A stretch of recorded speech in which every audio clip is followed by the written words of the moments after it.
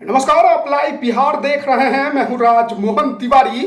देखिए, बिहार में 40 लोकसभा की सीटों पर चुनाव को लेकर जहां एक तरफ तमाम राजनीतिक पार्टियों ने अपने उम्मीदवारों के नाम का ऐलान बहुत पहले कर दिया था, वहीं दूसरी तरफ आईएनडीआईए गठबंधन की सबसे प्रमुख पार्टी भारतीय राष्ट्रीय कांग्रेस के तरफ से अब तक बिहार की 6 सीटों पर उम्मीदवारों के नाम का ऐलान नहीं हुआ था। आपको मालूम है कि आईएनडीआईए गठबंधन में बिहार के अंदर राजद ने कांग्रेस को 9 सीटें दी थी, जिसमें से 3 सीट कटिहार, भागलपुर और किशनगंज में उम्मीदवारों के नाम का ऐलान कांग्रेस के तरफ से कर दिया गया था। लेकिन 6 सीटों पर जो मामला फंसा हुआ था, उसको लेकर काफी जद्दोजहद के बाद आखिरकार कांग्रेस ने उनमें से 5 सीटों पर अपने पहलवानों को मैदान में अब जाकर उतार दिया है। बीती रात कांग्रेस के तरफ से एक लिस्ट जारी की गई, जिसमें यह बताया गया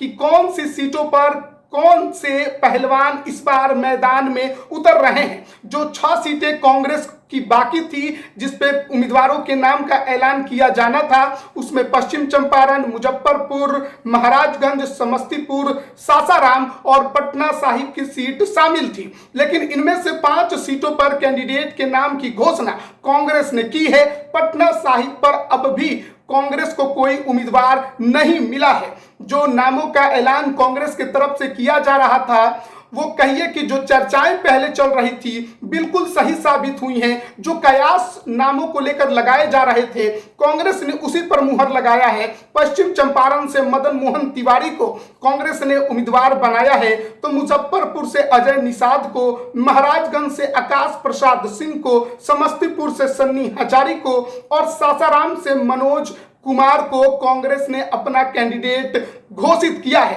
तो जिस तरीके से महाराजगंज और मुजफ्फरपुर को लेकर कई तरह के कयास लगाए जा रहे थे, आखिरकार उस पर अब विराम लग गया है।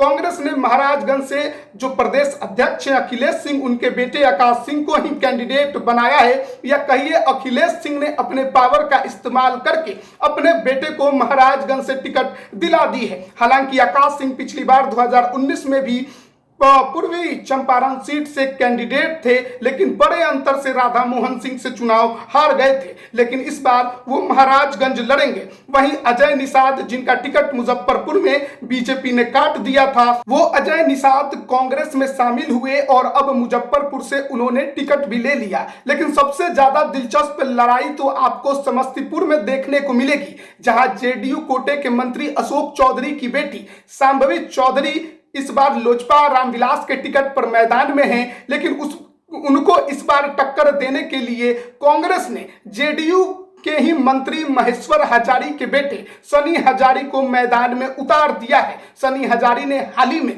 कांग्रेस की सदस्यता ली थी। उसके बाद से ही लगातार ये कयास लगाए जा रहे थे कि कांग्रेस उन्हें समस्तीपुर से उम्मीदवार बनाएगी, और हुआ भी कुछ ऐसा ही।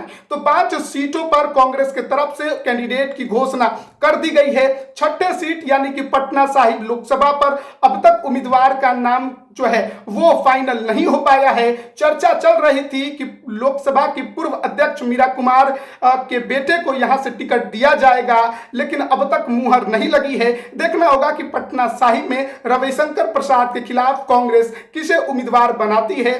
लेकिन 5 सीटों पर उम्मीदवारों की घोषणा काफी देर से हुई। अब देखना है कि ये पहलवान अपने क्षेत्र में जाकर जनता को अपने पक्ष में कितना गोलबंद करा पाते हैं। बने रहिए लाइव बिहार के साथ। आप सभी का बहुत बहुत धन्यवाद।